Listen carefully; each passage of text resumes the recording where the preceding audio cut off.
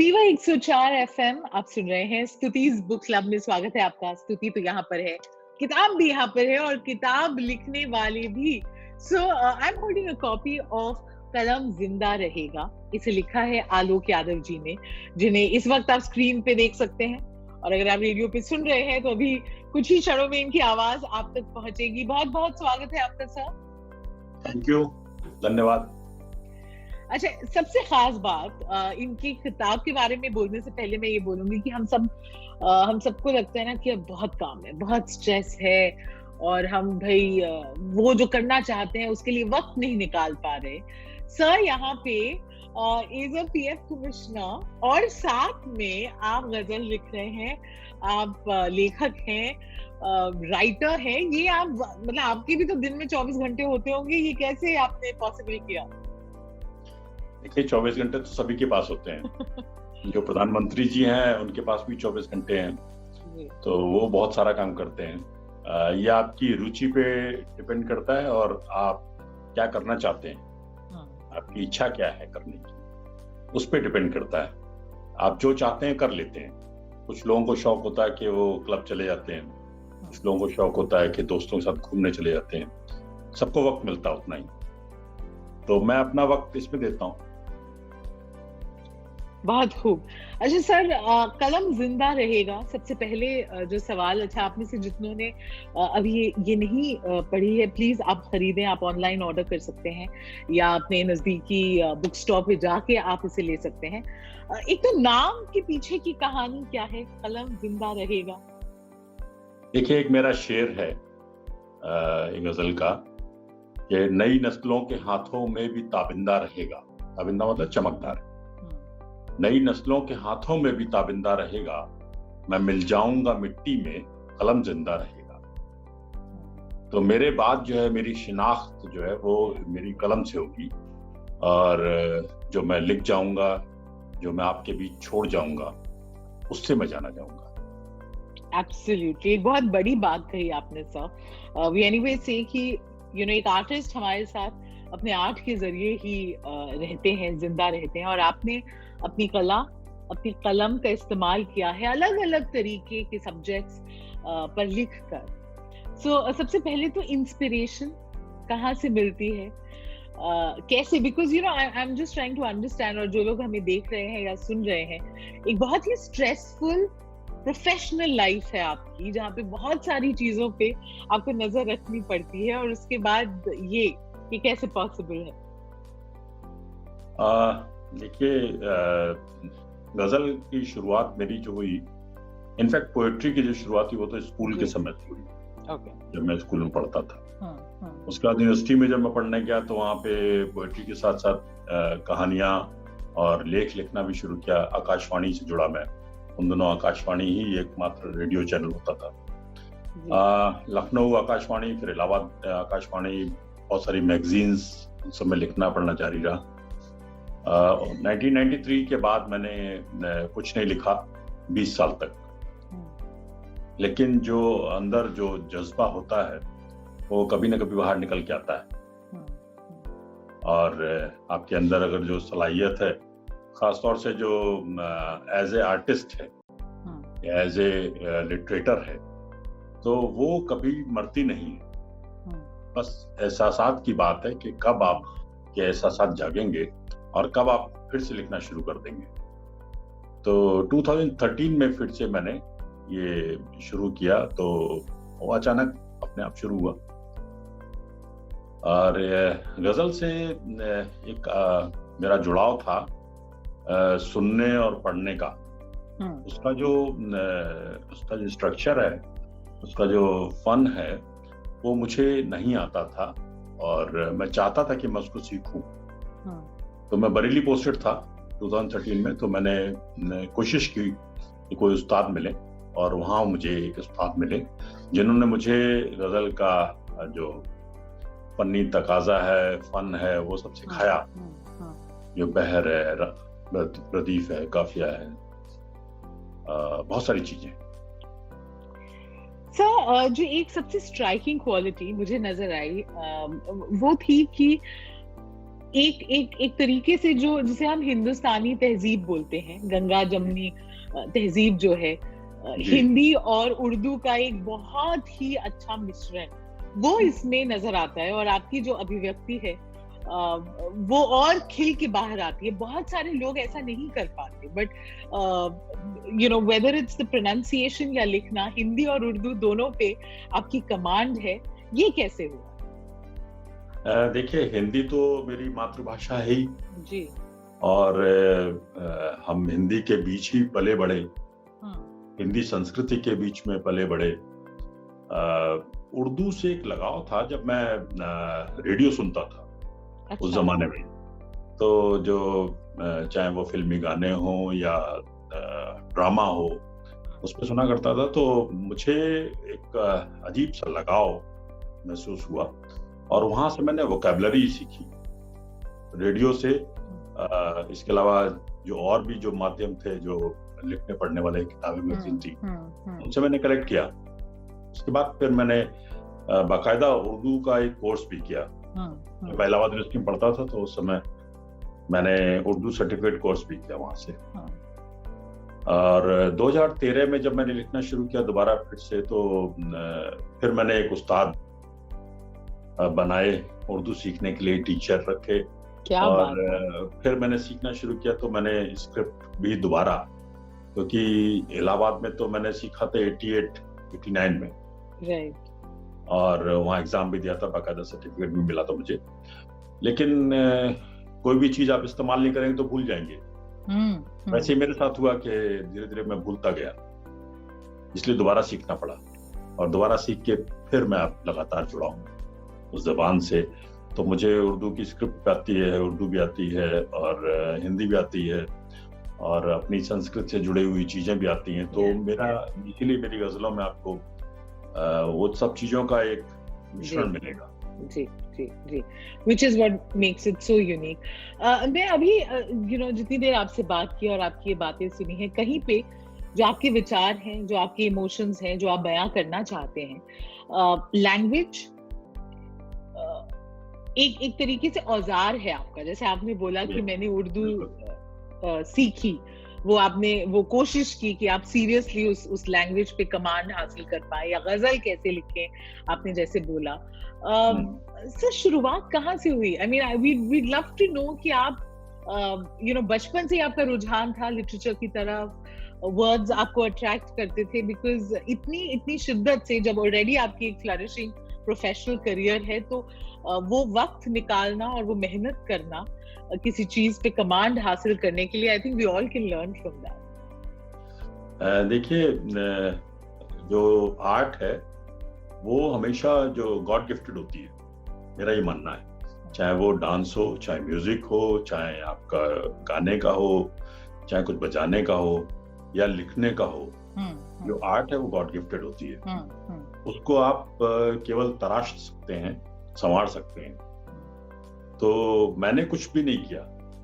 मैं समझता हूँ कि मुझे मेरी एक अंदर एक मजबूरी है जो मुझे लिखाती है, जो मुझसे लिखवाती है। स्कूल में लिखना शुरू किया, उसके बाद फिर जैसे जैसे मौका मिलता गया वैसे वैसे मैं लिखता गया, हर तरफ से हर चीज लिखता गया। और अभी भी जैसे मैंने लिखना शुरू किया, तो इस गजल की विधा को पकड़ने का एक बड़ा कारण ये था कि इसमें एक सुविधा है कि आप दो मिसरों का, दो पंक्तियों का एक शेर कभी भी कहिए, और फिर उसके बाद गजल आपकी अलग अलग वक्त में, अलग अलग समय में, जब भी आपको फुर्सत मिलेगी, बनती जाएगी जी।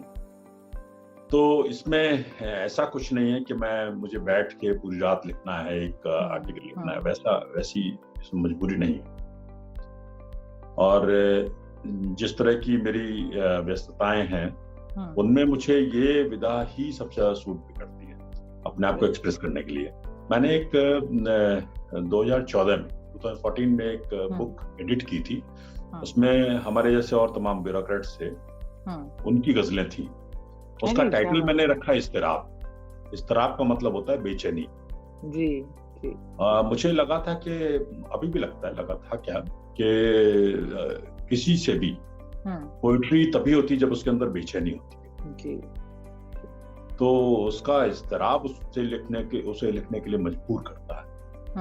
ऐसे ही मेरे साथ है। और ये जो ख्याल हैं, जो टॉपिक्स हैं, सब्जेक्ट्स हैं, ये सब हमारे अपने सराउंडिंग से आते हैं।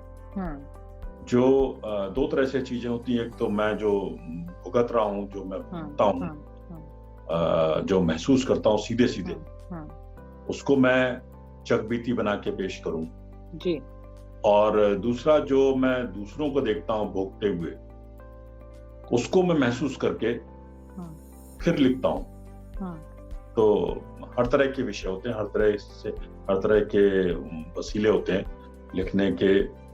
क्या लिखेंगे मुझे खुद भी नहीं पता होता है, लेकिन एक मजबूरी होती है और उसको लिखा जाता है। आई थिंक ये आपने बहुत अच्छे तरीके से ये चीज समझाई है। अच्छा, जो गजल आपकी इस किताब का हिस्सा बने हैं, सर, जो ये शो देखते हैं या सुनते हैं, I am sure a lot of them feel, सबको लगता है ना, जिनको किताबों से प्यार है, वो कहते हैं हमारे अंदर भी एक कहानी है, गजल है, एक शेर है जो हम भी कभी लिखेंगे। और जो दूसरा सवाल खड़ा होता है वो ये कि एक आर्टिस्ट, एक राइटर की बहुत पर्सनल फीलिंग्स हैं जो वो कलम के जरिए कागज पे लिखता है। फिर आप कैसे डिसाइड करते हैं कि दुनिया को कौन सा, क्या आप पढ़ने को देंगे और क्या अपने लिए रखें?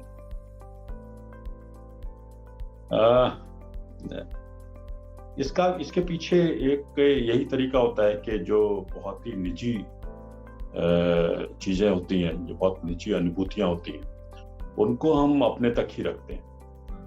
हालांकि मेरे साथ अभी तक ऐसा हुआ नहीं कि मैंने कोई भी चीज ऐसी छुपा के रखी हो जो पब्लिक के सामने ना लाया हो मैंने। लेकिन कुछ लोग हैं जो लिखते हैं, सिर्फ अपने लिए लिखते हैं और उसको सामने नहीं लाना चाहते। मुझे लगता है कि जो चीज आपको लगे, लेखक को लगे कि वो सबको पसंद आएगी, सबकी आप बीती हो सकती है, तो एक तरह से जग बीती है, तो उसको सामने लाना चाहिए और उसको सामने लाया जाता भी है। तो जब जग बीती को सामने लेके आए तो कई बार सा सेंसरशिप भी एक इशू है। कभी आपको अपने पद का ख्याल रखना पड़ता है कि अब ये मैं नहीं बोल सकता, या आर्टिस्ट एक तरीका निकाल लेता है अपनी बात सामने रखने का? शायरी जो है ना, वो शायरी हमेशा वो अच्छी होती है। गजल के बारे में कहा जाता है कि इशारों किनायों में बात करती है शायरी। तो अगर इशारों किनायों में आपको बात करना है तो एक सहूलत इसमें सबसे बड़ी ये है कि आप बड़ी से बड़ी बात को छुपा के पोशीदा तरीके से कह सकते हैं। तो मेरी कोशिश भी ये होती है कि अपने जो एहसासात हैं उनको बयान कर सकूं। साथ में ये भी ध्यान रखूं कि जो मेरी रोजगार की और पदीय जो गरिमा है, उसको कहीं से भी ठेस न पहुंचे जी। और जी। जो मेरी जिम्मेदारियां हैं वो भी पूरी हो। एब्सोल्युटली। अच्छा सर, ये बातें तो हो गई हैं, पर I would really want to request you, अगर आप कोई शेर पढ़ के हमें सुनाए जो आपकी पर्सनल फेवरेट हो। मुश्किल होगा बिकॉज सब आप ही ने लिखी हैं, बट कुछ अगर ये तो है ही कि हमको तो सारी पसंद है अपनी। जी जी। लेकिन एक दो गजल हैं जो अभी ताजा हैं, कुछ समय पहले की हैं। मैं चाहता हूं कि मैं आपको पढ़ के सुनाऊं। बिल्कुल। इसमें से एक गजल अभी रिसेंटली लिखी गई थी इस किताब के छपने से पहले, वो सुनाता हूं मैं कि बेचैनियों में कोई इजाफा नहीं हुआ, बेचैनियों में कोई इजाफा नहीं हुआ, बीमार आपका अभी अच्छा नहीं हुआ। बेचैनियों में कोई इजाफा नहीं हुआ, बीमार आपका अभी अच्छा नहीं हुआ। एक मूर्ति को दिल में बसाए हुए हैं, एक मूर्ति को दिल में बसाए हुए हैं हम, लेकिन ये बदनसीब शिवाला नहीं हुआ। क्या बात है। एक मूर्ति को दिल में बसाए हुए हैं हम, लेकिन ये बदनसीब शिवाला नहीं हुआ। और कुछ मसले जमीन के सुलझा रहे हैं हम। मसले मतलब इश्यूज जी। कुछ मसले जमीन के सुलझा रहे हैं हम, मुद्दत से आसमान पे जाना नहीं हुआ।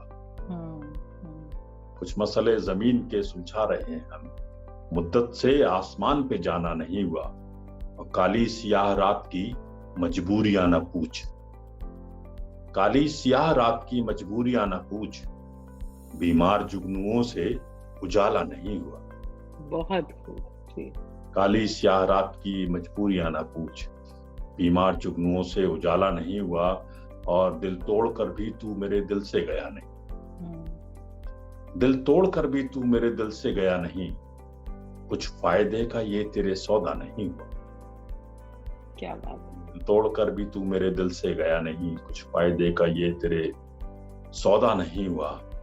और देखिए ये शेर लगभग सबसे जुड़ेगा, सबकी मन की बात कहे गए। 2-4 बार उसने बहाने बनाए तो, 2-4 बार उसने बहाने बनाए तो मेरा भी उससे फिर कभी मिलना नहीं हुआ।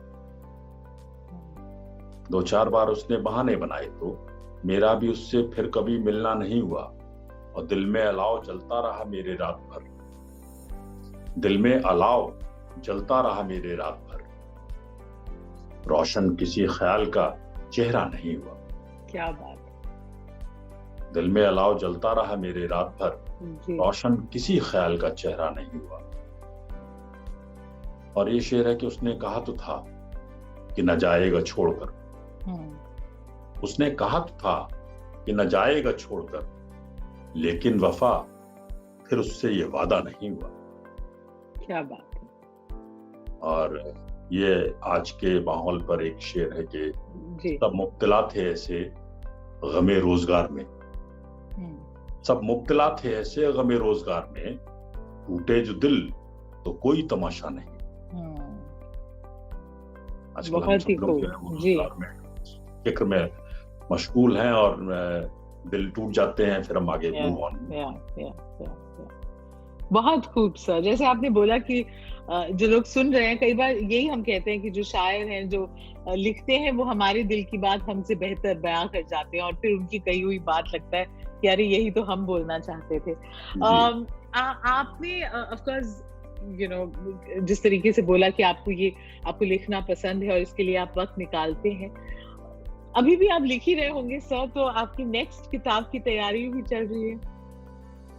नहीं, मैं बहुत जल्दबाजी में नहीं रहता हूँ। और मेरी एक गजल, जैसे आप देखिए कि 2016 में मेरी पहली किताब आई थी, जी उसी के नाम, वो जो किताब का नाम था उसी के नाम था। और वो राजकमल प्रकाशन समूह का जो प्रकाशन है, लोक भारती प्रकाशन इलाहाबाद में, उन्होंने छापा था उसको। और दूसरा संकलन जो आया वो 2022 में आया। तो 6 साल, और 6 साल में 72 महीने होते हैं। 72 महीने में 72 गजल भी मेरे पास नहीं, तो कम लिखता हूँ। और मुझे लगता है कि जब कभी कभी फालतू लिख लेता हूँ तो उसे रद्द भी कर देता हूँ, फिर लगता नहीं उसको मैं। तो वैसे वक्त कम होता है, और लिखने के लिए मुझे लगता है कि कभी कोई अच्छी नई बात कह लें तो उसे डायरी में दर्ज करें, नहीं तो छोड़ दो उसको। बिल्कुल। तो अगली किताब के लिए मुझे लगता है कि 5 साल इंतजार करना पड़ेगा मुझे। चलिए, हम भी इंतजार करेंगे सर आपका, बट आप जाएं उससे पहले आई थिंक जितने लोग सुन रहे हैं, देख रहे हैं, वो आपसे एडवाइस चाहेंगे। बहुत सारे लोग हैं, जैसे मैंने बोला है, बडिंग राइटर्स, बडिंग पोएट्स। कोई टिप, बिकॉज आप खुद 2 किताबें पब्लिश कर चुके हैं, कोई टिप जो आप उन्हें देंगे कि किस तरीके से लिखा जाए और पब्लिश किया जाए? देखिए, मेरी राय ये है कि कभी भी पब्लिश करने की जल्दबाजी नहीं करनी चाहिए। और मैंने जो शुरुआत की थी, तो मेरा ये हमेशा से मन रहा कि जब भी मैं कुछ लिखता हूँ तो मैगजीन्स में, अखबार में भेजता हूँ और वहाँ छपता हूँ। वहाँ छपने से 2 बातें होती हैं।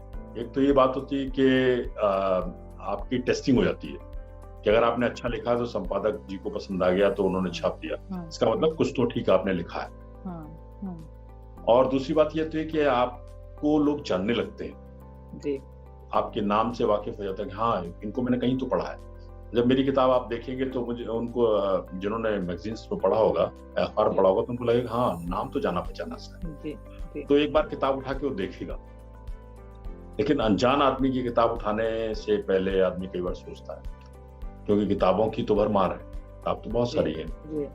हमको चाहिए कि हम अच्छी किताब लेके आए, जिसकी पसीराई हो, जिसकी प्रशंसा हो, जिसका स्वागत हो। और उसके लिए जरूरी है कि आप क्वालिटी पे ध्यान दें, कोई जल्दबाजी नहीं। ऐसा नहीं है कि आपकी उम्र निकल जाएगी, 35 साल के हो जाएंगे या 45 साल के हो जाएंगे तो आपकी किताब लेट हो गई। ये कोई ट्रेंड नहीं है। आप आराम से लिखिए। एक आर्टिस्ट वो अच्छा होता है जो अपने मन से काम करता रहता है जी। और उसको बेचने की या छपने की बहुत ज्यादा वो लालसा नहीं रहती जी। तो हम सबको ये कोशिश करनी चाहिए कि हम अच्छा लिखें, बेहतर लिखें। जब मौका मिलेगा तो छप भी जाएंगे। बहुत ही बढ़िया। आई थिंक बहुत प्रैक्टिकल, बहुत जेन्युइन एडवाइस दी है आपने सर। आलोक यादव जी जिनसे हम बात कर रहे थे, अफसर हैं with the soul of an artist. I think sir आपसे बात करके और आपकी किताब पढ़ के ये तो हम डेफिनेटली बोल सकते हैं। बहुत बहुत शुक्रिया, आपने वक्त निकाला, स्तुतिज बुक क्लब का हिस्सा बने, and you are such an inspiration to everyone. Thank you so much. Thank you.